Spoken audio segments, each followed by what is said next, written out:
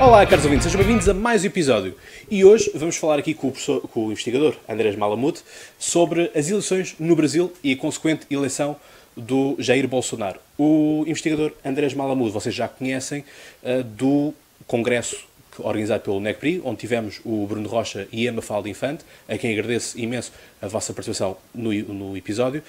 E, portanto, o professor é argentino. Portanto, há aqui para mim é um ponto a favor, porque há um conhecimento empírico daquilo que será uma realidade diferente daquilo que é a realidade europeia, não é? Portanto, às vezes nós aqui na Europa, e falámos justamente isso no episódio com o professor Tiago Moreira de Sá e com a Diana Soler, que é até que ponto é que a Europa conhece os Estados Unidos e os Estados Unidos conhecem a Europa, no sentido, mesmo sendo aquilo que é o convencional mundo ocidental, nem sempre conhecemos bem as realidades, não é? Portanto, tê-lo assim da Argentina, acho que é um ponto positivo, porque, enfim, país fronteiriço. Não sei se os brasileiros concordariam com isso. Uma clássica rivalidade esportiva entre o Brasil e a Argentina. Sim, portanto, sim. eles podem pensar que um rival a analisá-los não é o melhor candidato. E depois com o Paraguai também ali na fronteira. Com também o Paraguai, há aquelas sempre piadas da fronteira. Exatamente. Nem sempre é fácil as convivências. E eu, como argentino e português, sou a combinação perfeita para a piada brasileira. É excelente. Então tivemos a eleição do Bolsonaro. Nada que, pessoalmente, estivesse à espera do contrário. Portanto, para mim, todos os sinais indicavam isso e seria relativamente fácil. Há aqui uma grande diferença e abrimos aqui uma nova forma de estar na política e que é conseguir ganhar eleições sem sair de casa. É verdade. Mas ele fez uma utilização muito esperta das redes sociais, que é uma coisa que já tinha antecedentes. Donald Trump é precisamente um exemplo disto. A coisa interessante é que Donald Trump utilizava sobretudo o Twitter, enquanto Bolsonaro utilizou Facebook, mas sobretudo o WhatsApp, que é uma rede social diferente, porque não é pública. A princípio, as pessoas recebem personalizadamente no seu telemóvel, e não é fácil controlar e não é fácil verificar. E daí as fake news, que também foram muito difundidas nos Estados Unidos, mas foram difundidas e com mais dificuldade de verificação ainda no Brasil. Exatamente. Adiantar-vos já, caros ouvintes, que na próxima semana o episódio será justamente com o Polígrafo, portanto, este novo jornal que vai verificar, este site que vai verificar as notícias, portanto, desde já estejam a aguardar isso. Desde já subscrevam o podcast, partilhem e sigam-nos nas redes sociais também. Enfim, não para vos controlar eleitoralmente, mas para estarem atentos às novidades. Enfim, o episódio 100 está a chegar e com isso convido já a estarem na Faculdade de Letras no dia 29 de novembro, quinta-feira, às 7 da tarde, para a conferência especial 100 episódios, que vai ser sobre 2019, eleições europeias e legislativas, com convidados a Maria da Balseiro Lopes, a Isabel Moreira, o Pedro Borges de Lemos e a Joana Amaral Dias. A moderação estará, obviamente, a meu cargo. Vai haver muitas surpresas e muitas novidades, portanto, compareçam. Mas voltando justamente então aqui, esta questão toda das fake news é também um bocado pela descredibilização que existe também em relação aos mídia. E houve, tal como com o Donald Trump, uma politização dos mídia contra Bolsonaro também.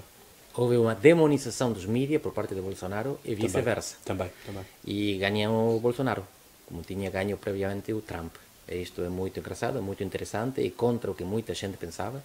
Os mídias, afinal, são muito menos relevantes na definição do que as pessoas pensam e do que as pessoas fazem do que os especialistas nos mídias pensam. Ou seja, portanto, já não há tanto controle dos mídias quanto isso, ou influência dos Nunca mídias? houve. Sobreestimamos o poder, mas houve maior do que agora. De facto, esperava-se sempre que a televisão definisse a eleição do Brasil no último mês, nos últimos 2 meses. Não interessava quanto um candidato estava alto nas sondagens 6 meses antes, porque depois a televisão mudava tudo no último mês. Agora é completamente irrelevante a televisão, são completamente irrelevantes os jornais, ou até são relevantes porque se convertem no adversário. São relevantes como sparring, como inimigo. Servem para construir em contra. Okay. Sendo que o Bolsonaro tinha, tal como o Donald Trump tem, uma televisão sustentável, no sentido de a TV Record. Mas aí, exatamente, o que... A Record ou o Globo? Agora Não, o Globo contra. Ele O foi Globo é contra o contra? Globo. É isso. Ele teve a seu favor a televisão dos evangélicos. O que ele teve a seu favor foi a organização religiosa daqueles extremistas cristãos. Exatamente o mesmo caso que Trump. O catolicismo nas Américas está a retroceder, o evangelismo está a avançar e há candidatos muito fortes que acabam de ganhar nas três maiores democracias das Américas, Estados Unidos, México, com Sim. AMLO, Andrés Manuel López Obrador, Sim, sim. e Bolsonaro. São os três candidatos dos evangélicos. A organização dos evangélicos é muito importante, não apenas pelos mídias que controlam, mas pela organização territorial. São socialmente muito fortes porque têm as igrejas e têm muita disciplina interna nos seus seguidores. Sendo que o Bolsonaro uma semana parecia com os judeus, outra semana parecia com os cristãos e, portanto... Mas é perfeitamente compatível. A sua aliança ideológica com Israel tem a ver com esta visão que têm os evangélicos de que Israel é aliado na luta contra o Islão. Sim, mas pronto, havia este serpentear por entre as religiões, praticamente todas. Mas não é que está a tentar fugir de alguma delas. Ele está com todas. Todas servem. Sim, mas é isso. É o caçar os votos o máximo possível, não é? Mas uma coisa engraçada é que isto vai além da esquerda e da direita, porque os evangélicos tinham apoiado Lula até as eleições anteriores, tinham sido sempre do PT.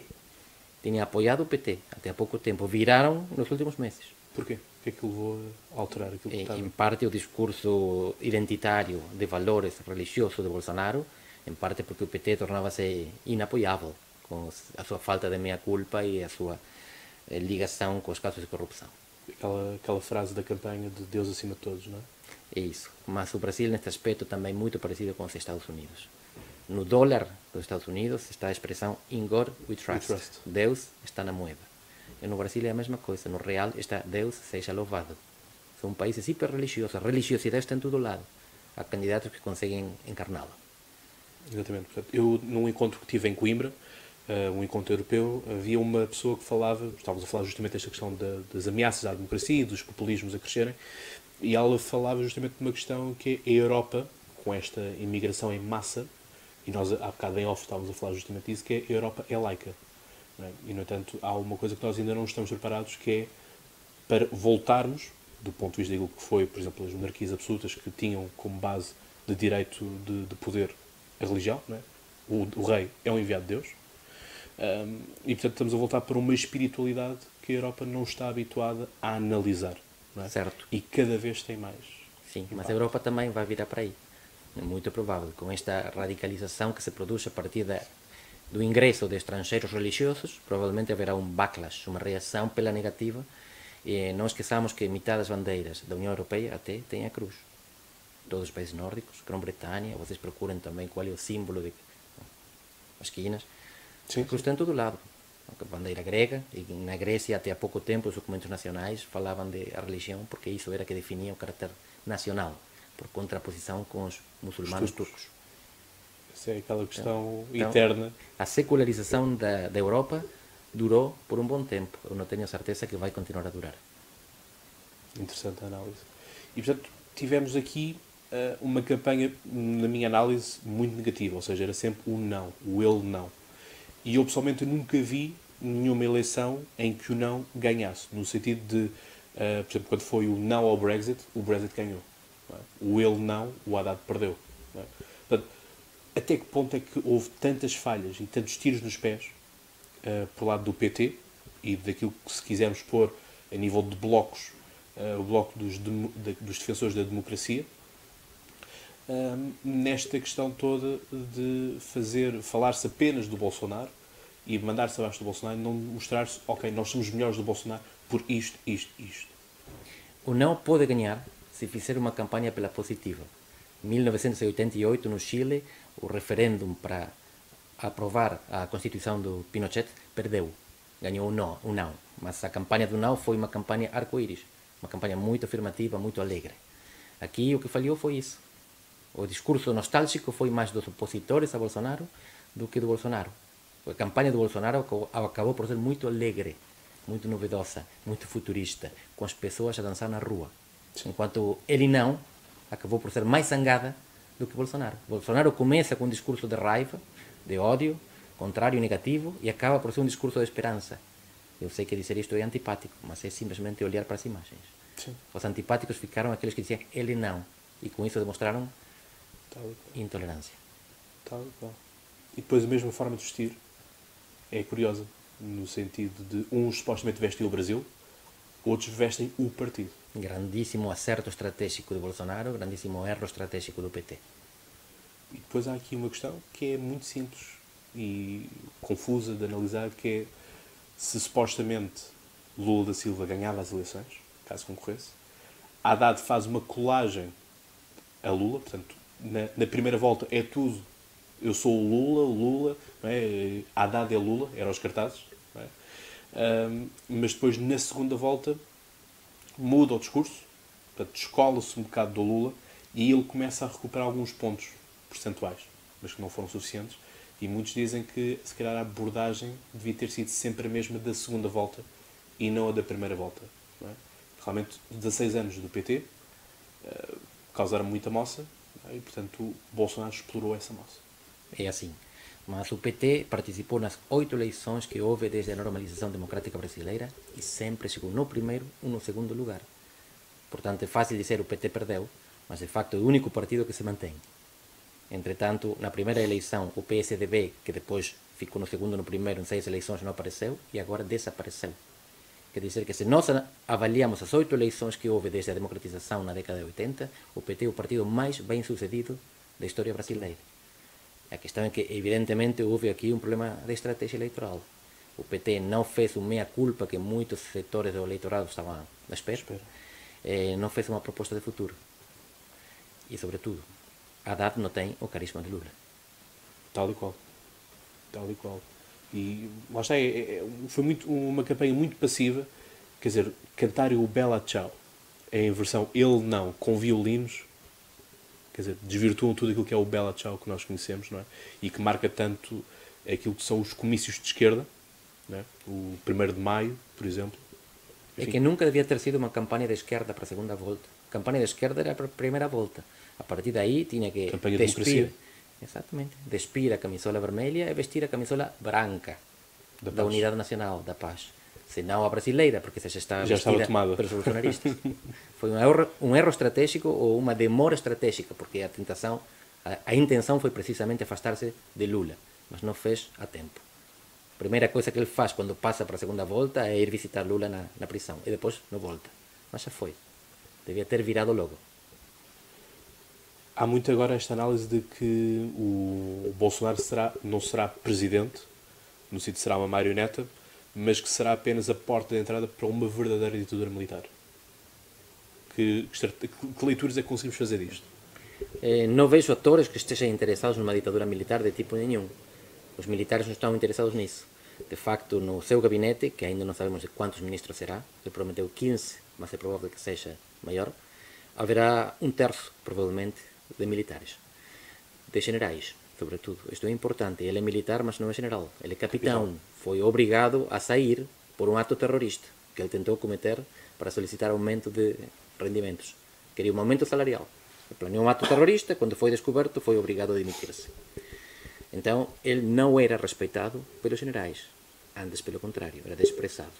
Ele, com a sua popularidade e a sua possibilidade de virar presidente, foi reavaliado pelos generais, que rodearam ele e convenceram de mudar o seu discurso econômico. Os militares que foram historicamente desenvolvimentistas viraram liberais para o livre mercado. E, portanto, o Bolsonaro, que não sabe nada de economia, dito por ele próprio, agora quer libertar a economia, abrir-se ao livre mercado e não ser mais intervencionista. Vamos ver se vence finalmente o seu instinto natural, que é a intervenção estatal e desenvolvimentismo, ou a sua estratégia, ou viragem tática, que é ser liberal. Eu presumo que haverá muitos interesses corporativos dos capitalistas protegidos. O capitalismo do Brasil é muito pouco competitivo. Eles são muito eficientes na produção agrícola e agropecuária, são muito pouco eficientes na produção industrial. Sem proteção, a indústria brasileira desaparece. E então o protecionismo é capaz de vencer ainda, na interna dentro do governo de Bolsonaro. E aí haverá disputas dentro dos militares também, porque os militares, mesmo que tenham uma cabeça pró-liberal, têm um coração pró-protecionista, porque eles precisam dessas indústrias não competitivas, com as quais estão muito vinculados na parte do desenvolvimento tecnológico e industrial. Sim, ditadura militar não é preciso. A direita está no poder. Os militares estão satisfeitos com a intervenção que vão ter e, de fato, a democracia brasileira é tutelada. Quer dizer que os militares não decidem, mas vetam. decidem que o que não se pode fazer. Eles já têm o poder de veto, não precisam governar. Para eles, portanto, chegará isso. Chega, sobra. É mais do que suficiente. Eles não querem governar, eles querem proteger os seus interesses corporativos relacionados com salários, pensões e o setor protegido da tecnologia e do investimento industrial. Eles têm controle disso. Não querem mais. Interessante.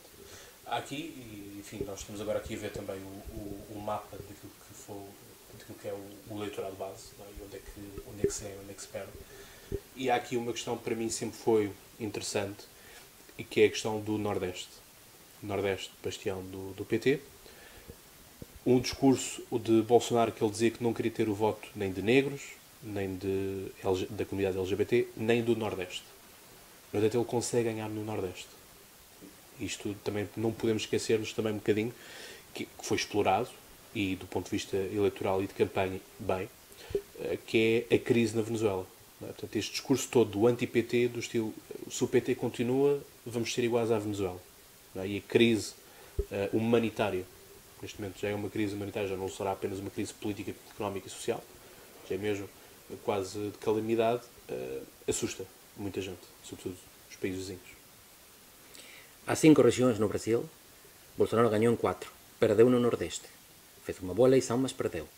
Onde ele ganhou foi em Roraima, um estado fronteiriço, onde há precisamente o impacto da imigração dos refugiados venezuelanos. E claramente houve por aí uma política, uma estratégia, um discurso muito poderoso contra a Venezuela. O governo do PT não teve nada a ver com a Venezuela. De facto, Fernando Henrique Cardoso foi aquele que permitiu a estabilização de Hugo Chávez depois dele ter sido sequestrado durante 48 horas em 2002. Houve uma espécie de aliança também do PT com a Venezuela por causa dos negócios. A Fiesp, os empresários, os industriais brasileiros foram sempre a favor desta aliança do Brasil com a Venezuela porque faziam dinheiro com ela. Sempre. Tinham um discurso muito forte anticomunista, antichavista, mas na prática queriam fazer negócio. Se a Venezuela entrou no Mercosul, não foi contra a vontade dos empresários brasileiros. Foi com o seu apoio. E de facto o PT teve sempre esta visão do capitalismo nacional. E se houve um momento na história do Brasil onde a burguesia, os empresários fizeram mais dinheiro, foi durante os 16 anos do PT. De facto, quem está preso agora são petistas e empresários. Essa foi a coligação que governou o Brasil durante mais de uma década. E é justamente isto, a questão do capital que, enfim, segurava os acordos, segurava governos, certo? Tivemos a ver também aquilo que é o Parlamento, em que o PT continua em primeiro, mas, quer dizer, estão ali nos 10%, não muito mais do que isso. Ou seja, fala-se muito agora também na questão de o Brasil não tem instituições fortes, como tem, por exemplo, os Estados Unidos, que permite a existência de um check and balances, não é? A questão é que, supostamente, a Dilma também tinha uma aliança com os partidos, não é? No entanto, os partidos viraram-se contra ela também, não é? Portanto, até que ponto é que, em última análise, Bolsonaro pode também sofrer um impeachment? Sem dinheiro não há palhaço. Agora, Bolsonaro está neste problema. O presidente brasileiro faz frente a um parlamento no qual está sempre em minoria. O governo de Lula teve sempre 16 ou 17% dos assentos na Câmara dos Deputados e no Senado. Como conseguiu governar? Porque entregava ministérios e dinheiro. Os ministérios entregavam numa coisa que se chama presidencialismo coalição. A Dilma chegou a ter 38 ministros de 10 partidos diferentes. Dinheiro era o mensalão, por exemplo. Ou mais em frente, o petrolão. O petrolão era mais para empresários. O mensalão era mais para deputados. E era pagar por apoio. O governo entregava coisas, dinheiro, ministros, em troca de apoio parlamentar. Agora está muito mais complicado, porque Bolsonaro tem um gabinete reduzido. Ele disse que iria ter 15 membros, vamos ver. E não pode subornar, porque é muito mais transparente, é muito mais visível. Agora, se suborna, é detectado. Exato. E apanhado. Portanto, qual é a ferramenta que ele terá para conseguir apoio legislativo quando os seus deputados têm 10% dos assentos? O PT tinha entre 16% e 17% dos assentos no Congresso, agora tem 11%. O partido do Bolsonaro terá entre 10% e 11%, 12% máximo. É muito difícil governar com esse nível de fragmentação. O Congresso brasileiro é o mais fragmentado do mundo e da história. Tem 30 partidos na Câmara, 21 no Senado. A maneira de colar a fragmentação é com coisas. Coisas podem ser ministérios ou dinheiro. Os ministérios já não podem dar porque não tem. Reduziu de 38 para 15, ele disse. E o dinheiro agora está a ser muito visibilizado. Não é fácil subornar. Agora, as juízes e a opinião pública estão alertas. Portanto, é difícil saber como ele vai colar a sua coalição. Sim, porque ele entrou muito neste discurso também do bem de ética, não é? Agora aqui não vai haver corrupção, não é? Eu não faço ideia se ele é honesto ou não. Sei que não pode haver corrupção porque está a ser vigiado. Exato. A questão é essa, não é? Portanto, há uma outra atenção que está colocada. E, portanto, mas lá está. Portanto, esta questão das instituições funcionam ou não funcionam? As instituições... Podemos esperar um maior controle, então, do Parlamento. Bem, de fato, nos Estados Unidos também tivemos muitos escândalos de corrupção e temos muitas manobras que não vemos, mas, de facto, a maior parte dos deputados nos Estados Unidos são eleitos em distritos não competitivos, que são desenhados especialmente para que continue a ganhar quem está a ganhar. E as eleições nos Estados Unidos funcionam de maneira muito menos eficiente do que no Brasil, com uma coisa que se chama supressão eleitoral. Muitos eleitores que não estão em condições de votar porque têm que inscrever-se, não têm informação, não têm acesso. No Brasil, todo este processo eleitoral funciona muito mais limpamente que nos Estados Unidos e a democracia, em boa parte, funciona também melhor, com boa representação e boa capacidade de limpar. Por exemplo, o que está a acontecer com o Lava Jato é uma prova de que se consegue detectar um crime quando está a acontecer ou depois de ter acontecido e sancionar os culpados. Nos Estados Unidos, por vezes, não damos por isso porque não há um controle tão efetivo. Depois, se há controle das instituições, vem havendo presidente que não consegue garantir uma coligação é destituído. Não é a primeira vez com Dilma, aconteceu com Collor de Mello. Agora foi com uma presidenta de esquerda, tinha sido 20 anos atrás com um presidente de direita. Independentemente das ideologias, as instituições funcionam. E não foi golpe de Estado, não foram os militares, foi o Congresso que destituiu. As duas vezes. Ok. Portanto, então cai por terra esta teoria que se tem havido a falar nas televisões de que as instituições brasileiras são fracas. Não, obviamente... Até porque há uma questão que é o voto obrigatório. Nesta questão toda da participação, o voto no Brasil é obrigatório. Não é? Mas é obrigatório... Apesar da multa depois se traduzir em 5 euros, basicamente. A obrigatoriedade é simbólica. Mas, de facto, funciona como um incentivo mais para a participação. Mas a questão é fácil desde a Europa pensar que o resto do mundo ainda está fraco institucionalmente. Mas é a Europa que teve Hitler e Mussolini. Verdade. Salazar e Franco. Exatamente. Se quisermos colocar isto. Mas lá está, por isso é que é bom trazer um analista, um investigador não europeu. Para mim, há esta sensibilidade toda totalmente diferente daquilo que é uma visão mais eurocêntrica. Que todos nós, bem ou mal, temos. Não é? Agora, nesta questão toda de alguns ministros já se vão sabendo quais é que são. Enfim, Sérgio Moro está garantido para a Justiça, não é? Até que ponto é que isto será bom e, portanto, isto terá também uma golpada de ir buscar uma bolsa de mais apoiantes que sempre tiveram lá, mas justamente o Sérgio Moro era visto como aquela pessoa que prendia todos e, portanto, o super juiz, como nós chamamos aqui em Portugal, com o juiz Carlos Alexandre também, portanto, há essa questão também, mas vão-se sabendo outros nomes, como, por exemplo, Alexandre Frota para o Ministério da Educação. Vamos ver se confirma alguns rumores, mas claramente algumas medidas de Bolsonaro são úteis para Bolsonaro. Ele nomeia pessoas populares. Eu acho que serão menos úteis para algumas pessoas nomeadas. Por exemplo, Sérgio Moro. Isto é bom para o presidente, é mau para o ministro e é provavelmente mau para a justiça. Porque isto é o que tira completamente a noção da imparcialidade do processo judicial. Agora, o juiz é parte. Vamos lá ver aqui uma coisa. Um juiz, não é? Portanto, pratica a justiça, aplica a justiça, tudo isso. Até que ponto, e aqui eu não estou a desculpar de forma nenhuma o Sérgio Moro, nem nada que pareça, mas por que não ser... Lá ver.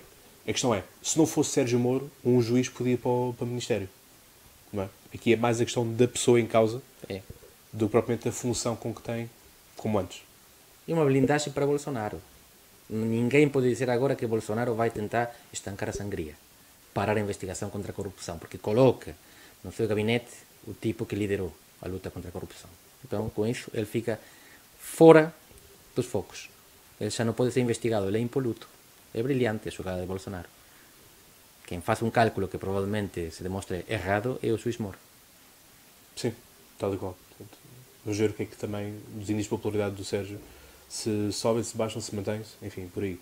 Mas realmente esta questão do Alexandre Frota leva-nos para uma questão que é, atenção, o Alexandre Frota que participou em vários reality shows aqui em Portugal, e a memória que eu tenho da época, enfim, eu tinha pá, 10 anos, muito mais do que isso, estava na primária, e havia uma boa popularidade em Portugal do Alexandre Frota. As pessoas gostavam, até era quase sempre do último a ser expulso das casas, portanto, podemos balizar um bocadinho por aí.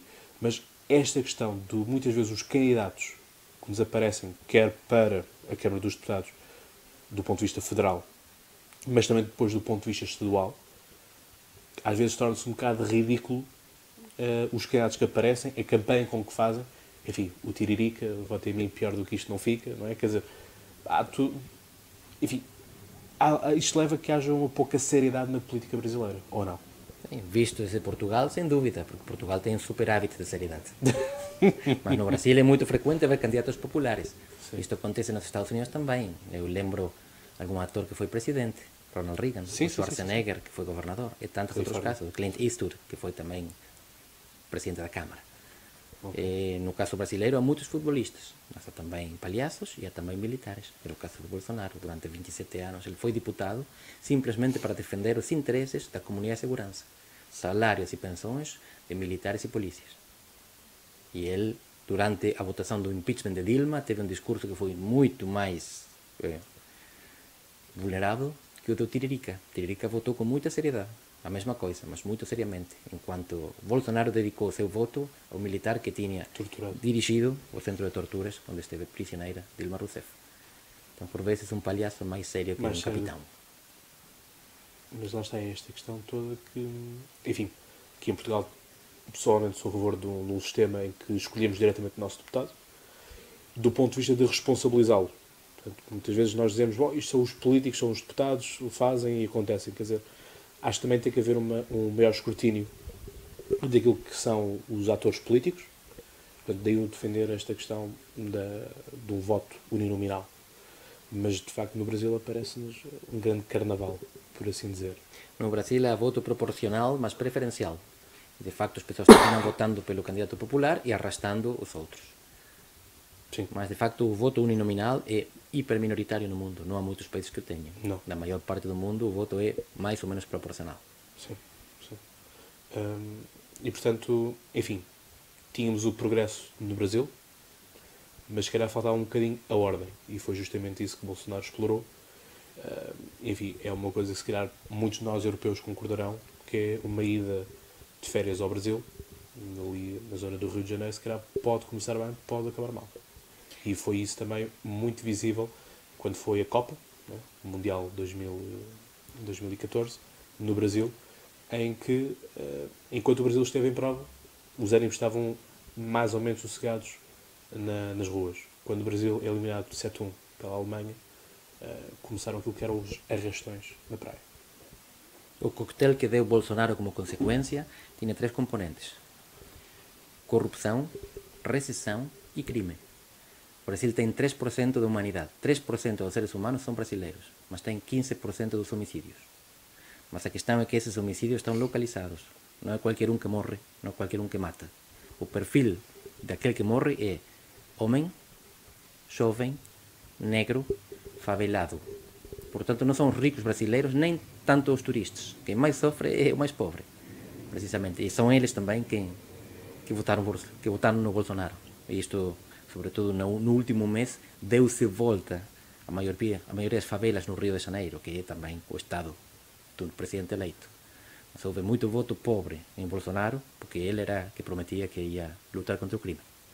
Há sempre na balança, temos uma balança sempre com 2 pratos: segurança e a liberdade. E às vezes preferimos abdicar da nossa liberdade em prol de termos alguma segurança, não é? Mas o Franklin dizia que quem escolhe abdicar da liberdade em prol de segurança não deve ter nenhuma das duas.